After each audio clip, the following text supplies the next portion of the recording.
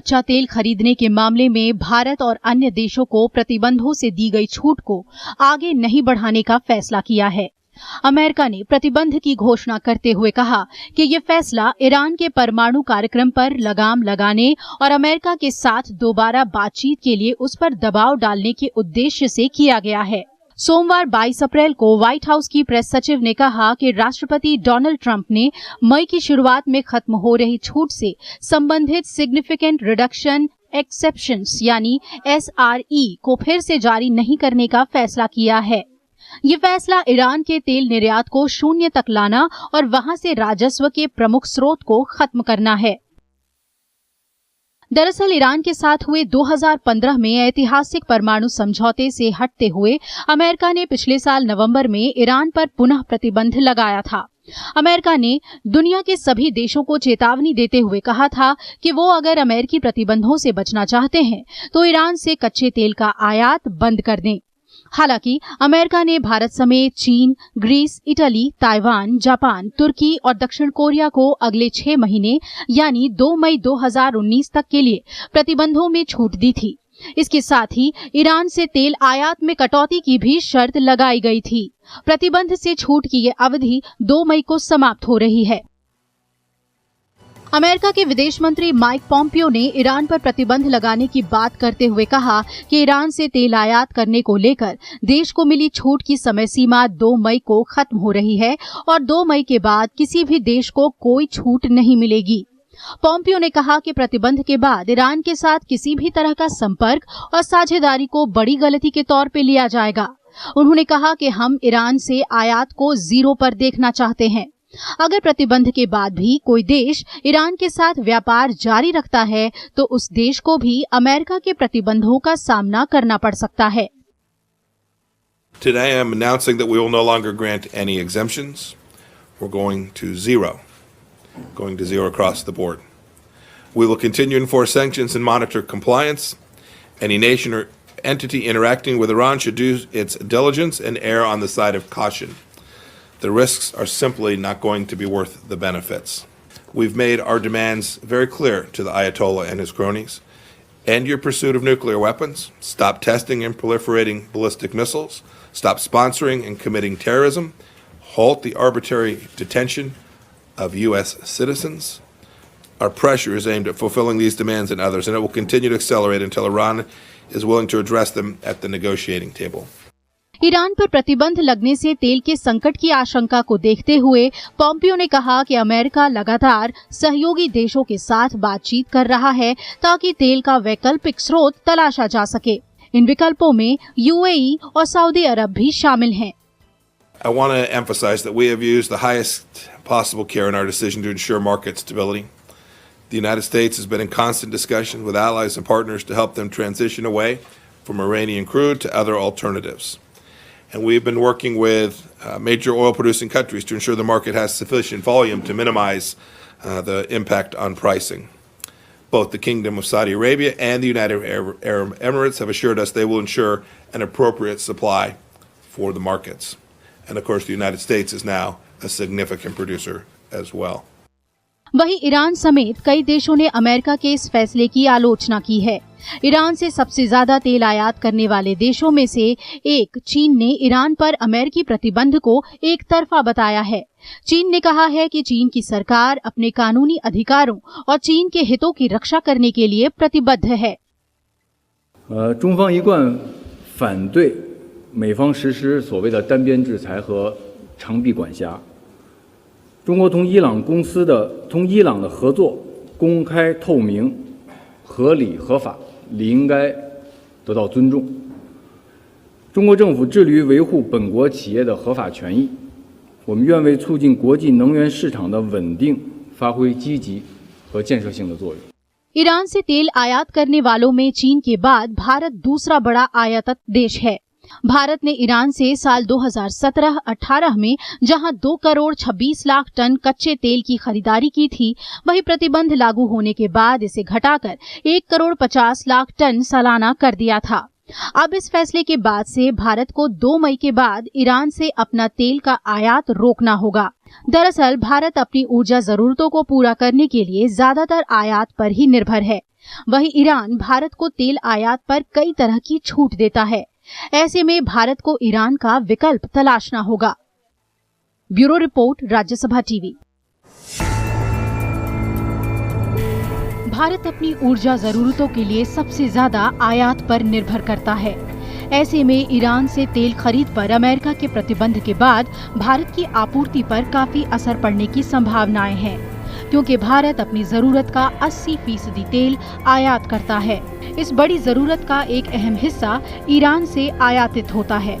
इसका अंदाजा इसी बात से लगाया जा सकता है कि चीन के बाद भारत ही सबसे ज्यादा तेल ईरान से खरीदता है। भारत ने 2017 से लेकर अभी तक अपनी जरूरत का 10% से ज्यादा तेल ईरान से आयात किया है। इस तरह ईरान से 2017-2018 के बीच 220.4 मिलियन टन कच्चे तेल का आयात हुआ था, लेकिन अमेरिकी दबाव की वजह से भारत ने 2018-2019 तक ईरान से कम तेल खरीदने का आश्वासन दिया और हर महीने की खरीद 1.25 मिलियन टन यानी हर दिन लगभग सिर्फ 3 लाख बैरल की कम खरीद की, जबकि 2017 से 2018 तक में हर महीने 22.6 मिलियन टन यानी प्रतिदिन 4,52,000 बैरल की खरीद होती थी। इसके अलावा तेल का निर्यात करने वाले देशों में ईरान कई तरह की सहूलियतें और रियायतें भी देता था, जैसे भुगतान के लिए अतिरिक्त 60 दिन का समय, मुफ्त बीमा और मुफ्त शिपिंग भी। एक साथ इतने फायदे बंद होने से भारत की तेल आपूर्ति और कीमतों दोनों पर प्रभाव पड़ना लाजमी है। इसका हमारी आर्थिक स्थिति पे काफ़ी असर होगा, क्योंकि ये सवाल सिर्फ इसका नहीं है कि हमें तेल और जगह से मिल सकता है, सवाल ये भी है कि वो किन शर्तों पे और किन दामों पे मिलेगा। और दाम तो बढ़ गए हैं, और दाम सिर्फ ईरानी तेल के नहीं बढ़े हैं। तेल एक ऐसी कमोडिटी है कि एक जगह बढ़ता है तो सब जगह बढ़ जाता है। तो पिछले 4 महीने में तेल के दाम में 35% वृद्धि हो गई है। तो इससे हमारे जो एनुअल बजट है इस पे काफ़ी फ़र्क पड़ेगा। अमेरिका के प्रतिबंध के साथ भारत अगर ईरान से तेल आयात नहीं कर पाता है तो तेल की आपूर्ति के लिए सऊदी अरब और संयुक्त अरब अमीरात पर निर्भरता बढ़ जाएगी। एक तरफ भारत पर ईरान से तेल आयात कर प्रतिबंध का ऐलान करने वाले अमेरिका ने भारत के लिए विकल्प का प्रस्ताव भी दिया है। अमेरिका ने दुनिया के तीसरे सबसे बड़े तेल आयातक यानी भारत को तेल आपूर्ति की पेशकश की है। फिलहाल यूएस शेल गैस भंडार से भारत $4 बिलियन का तरल गैस की खरीद करता है। इसके अलावा यूएस से तेल की खरीद में भी बढ़ोतरी हुई है, लेकिन भारत के लिए इतने कम समय में तेल खरीद के लिए कोई दूसरा मुफीद बाजार ढूंढना अपने आप में एक चुनौती है, क्योंकि इस समय अंतर्राष्ट्रीय तेल बाजार काफी तंगी के दौर से गुजर रही है। तेल आयातक देश का समूह ओपेक तेल का 40% अंतर्राष्ट्रीय उत्पादन करता है, जो अब इसमें कटौती का ऐलान कर चुका है, जिससे दुनिया भर में आपूर्ति में कमी आएगी। इसके अलावा वेनेजुएला राजनीतिक संकट को लेकर अमेरिका ने वेनेजुएला पर निर्यात प्रतिबंध लगा दिया है। वहीं एक चिंता खुद भारतीय तेल उत्पादन को लेकर भी है, जिसे दुरुस्त करना होगा। देखिए, ईरान एक ऑयल सप्लायर है भारत के लिए। हम लोग 15 मिलियन टन के करीब उनसे लेते हैं एक साल में। पहले शायद ज़्यादा लेते थे, पर जब से प्रतिबंध लगे हैं उस हमने कम किया है, क्योंकि वो जो वेवर उन्होंने दिया था उसका एक क्लॉज ये भी था कि आप इसको कम करेंगे। तो अब तो वो चाहते हैं कि सब लोग इसको ज़ीरो कर दें, मतलब 15 मिलियन टन से। तो ये प्रतिबंध लगने से हमको तो फिर सोचना पड़ेगा, तेल लाते रहें, लाने से फिर क्या उसमें अमेरिका किस तरह के मतलब प्रतिबंध हमारे ऊपर लगा सकता है, या फिर हम उसको ज़ीरो कर लें और कहीं दूसरी जगह से या तीसरी जगह से हम तेल ले आए। भारत की तेल आपूर्ति की मांग 25% और बढ़ चुकी है। सिर्फ 2017 से 2018 तक की बात करें तो भारत ने $109 बिलियन की तेल खरीद की। अब इंडियन ऑयल कॉरपोरेशन के पास विकल्प के तौर पर मेक्सिको है, जिससे भारत 0.7 मिलियन टन कच्चा तेल खरीदने का करार कर चुका है। वहीं सऊदी अरब से भारत का 5.6 मिलियन टन तेल खरीदने का करार है। इसके साथ ही जरूरत पड़ने पर भारत सऊदी अरब से अतिरिक्त 2 मिलियन टन की खरीद और भी कर सकता है। इसी तरह विकल्प के तौर पर कुवैत से 1.5 मिलियन टन और 1 मिलियन टन कच्चा तेल यूएई से भी खरीद की जा सकती है।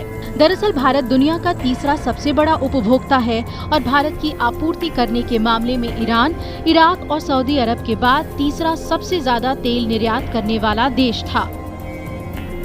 इस बीच अमेरिका द्वारा ईरान के तेल पर आयात के लिए दी गई छूट को खत्म करने का ऐलान करने के बाद अंतर्राष्ट्रीय तेल बाजार में भी इसका असर दिखा। कच्चे तेल की कीमतों में भारी उछाल की वजह से भारत में पेट्रोल और डीजल की कीमतों पर भी असर पड़ सकता है। अमेरिका के इस कदम का असर डॉलर के मुकाबले रुपए की कीमत पर भी पड़ सकता है।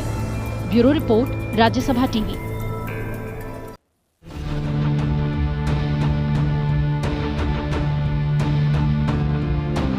एक जमाने में ईरान मध्य पूर्व में अमेरिका का मजबूत सामरिक सहयोगी था। ईरान के तत्कालीन शासक रजा शाह पहलवी ने 1950 में अमेरिका के सहयोग से देश के परमाणु कार्यक्रम की शुरुआत की। एटम फॉर पीस कार्यक्रम के तहत अमेरिका ने ईरान में पहला परमाणु बिजली संयंत्र बनाना शुरू किया, लेकिन ये परियोजना पूरी हो पाती इससे पहले ही ईरान में राजनीतिक उठापटक शुरू हो गई। शाह के खिलाफ माहौल तैयार हो रहा था। इस बीच प्रधानमंत्री मोहम्मद मुसद्दिक को अपदस्थ कर गिरफ्तार कर लिया गया। इसके बाद जनता में शाह और अमेरिका के खिलाफ गुस्सा बढ़ता गया। 1979 में आयतुल्लाह खुमैनी के नेतृत्व में ईरान में क्रांति हुई। शाह को देश छोड़कर भागना पड़ा। शाह के वक्त में ईरान अमेरिकन मिलिट्री अलायंस का सदस्य था।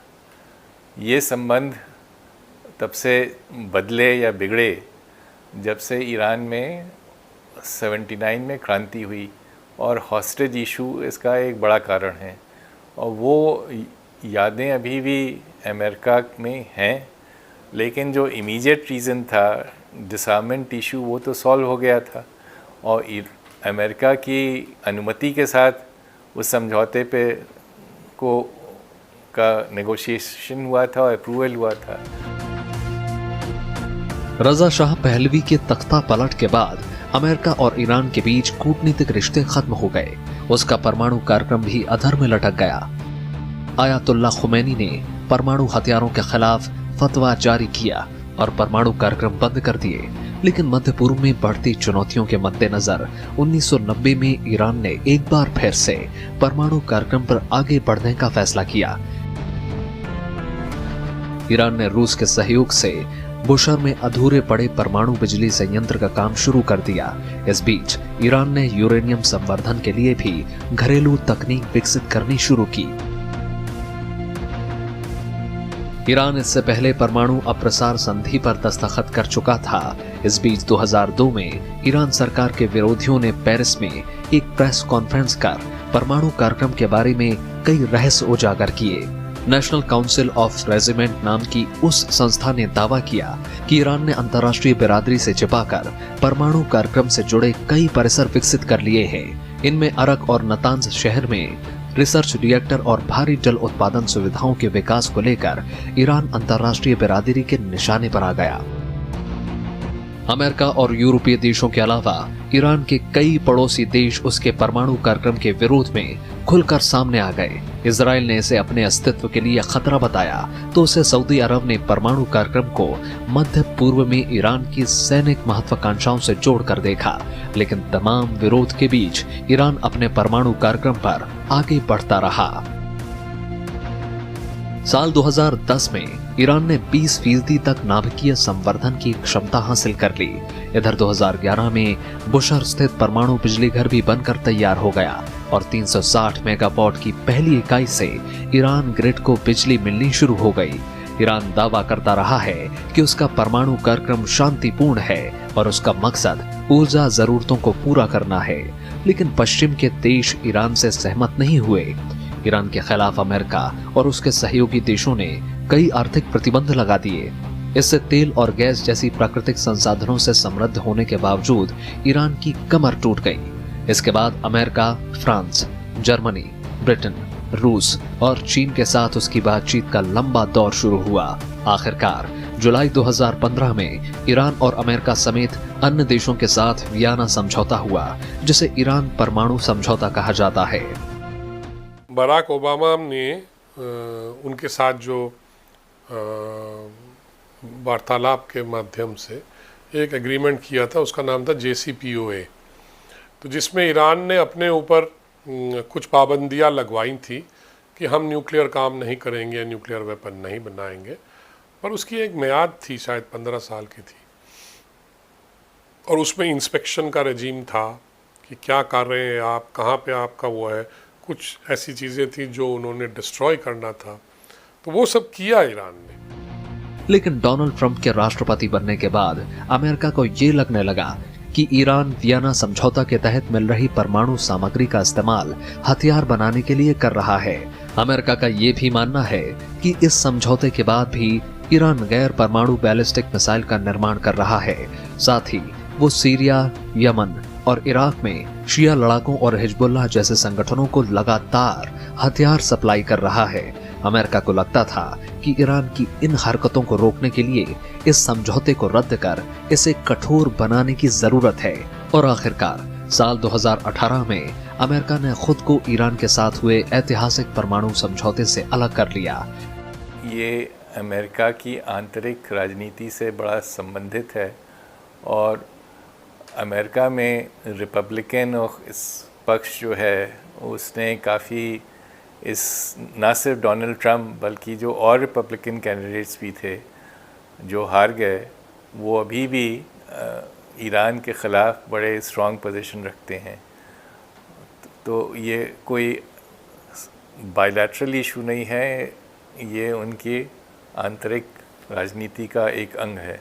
वहाँ जब बदलाव आया अमेरिका में, ट्रंप साहब बन गए, तो उनका जो था कि ओबामा जो भी करेगा मैं उसको निष्क्रिय करूँगा, इस तरह की उनकी एक पॉलिसी बनी थी। और वो प्रो इज़राइल कुछ ज़्यादा थे ट्रंप, और इधर इज़राइल भी दबाव डाल रहा था कि ईरान एग्रीमेंट तो साइन किया है पर मतलब छुपे छुपे वो न्यूक्लियर पे काम करता जाएगा। तो ये सब चीज़ें देखकर ट्रंप ने बोला कि हम इस एग्रीमेंट को नहीं मानते, हम जा रहे हैं इसके एग्रीमेंट के बाहर, और उन्होंने सैंक्शंस फिर लगवा दी।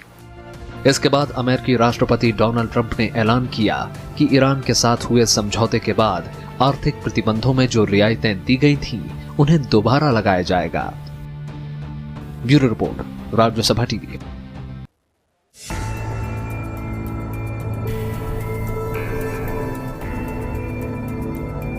भारत और ईरान के बीच सामाजिक, आर्थिक और व्यापारिक सहयोग का इतिहास काफी पुराना है।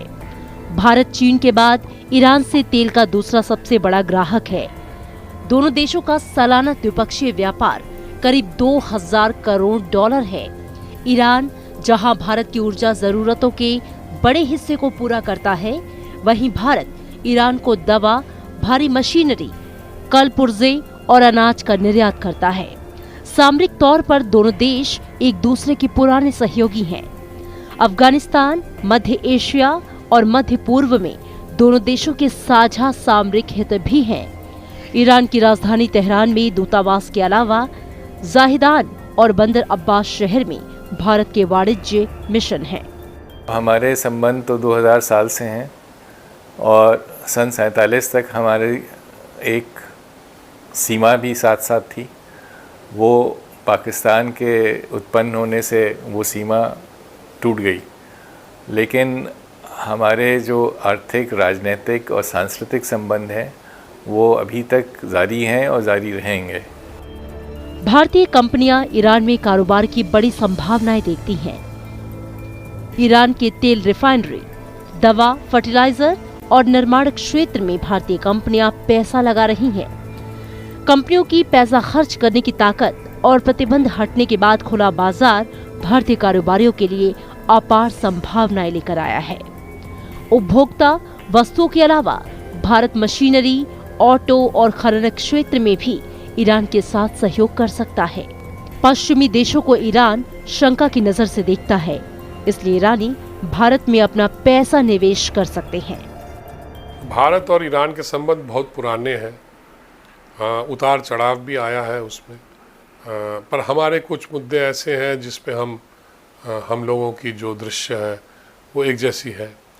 और फिर ये पाकिस्तान का नेबर भी है, पड़ोसी देश भी है, तो इस तरह से और ट्रेड भी है ईरान के साथ हमारा, और हम तेल खरीदते हैं ईरान से काफ़ी दिनों से, तो रिश्ते तो बहुत पुराने हैं। हर चीज़ पे हम मतलब हम लोग खैर समझौता नहीं है हम बात, पर रिश्ते तो पुराने हैं और ये रिश्ते हम मेंटेन करना चाहते हैं क्योंकि ये हमारे तेल सप्लायर है, तो इसलिए और उस रीजन में हम लोग सब जितने बड़े देश हैं उनके सबके साथ हम रिश्ता अच्छे रखने चाहते हैं। हालांकि अमेरिका, इजराइल और सऊदी अरब के साथ ईरान के खराब रिश्तों की वजह से मध्य एशिया में भारत के लिए संतुलन बनाए रखना आसान नहीं है।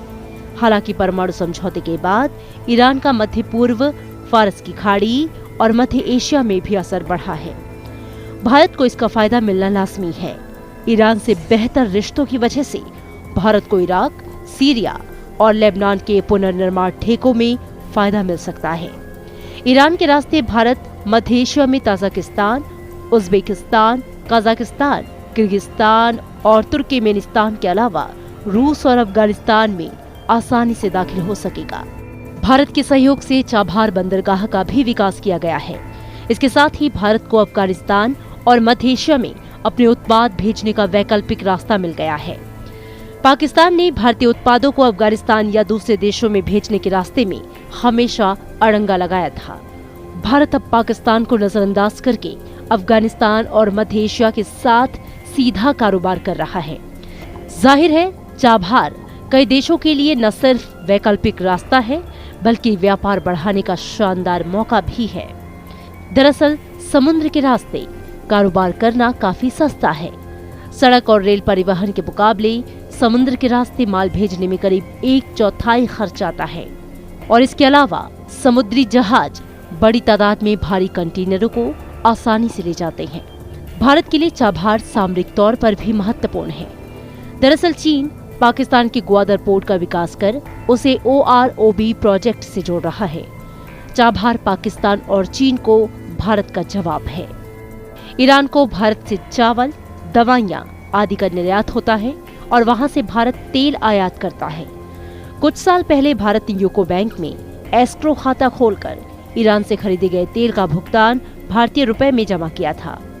ईरान की कंपनियों ने उसी जमा धन से भारत से आयातित वस्तुओं का भुगतान किया था। इसका फायदा ये हुआ कि दोनों देश डॉलर को बीच में लेने की अनिवार्यता से बच गए थे। भारत ईरान के रिश्ते की अहमियत इस बात से भी समझ में आती है कि कई अंतर्राष्ट्रीय मंचों पर ईरान ने पाकिस्तान के भारत विरोधी प्रस्तावों का समर्थन नहीं किया। 1990 के दशक में अफगानिस्तान में भारत और ईरान दोनों तालिबान सरकार के खिलाफ थे। भरत सिंह दिवाकर के साथ आकाश पोपली, राज्यसभा टीवी।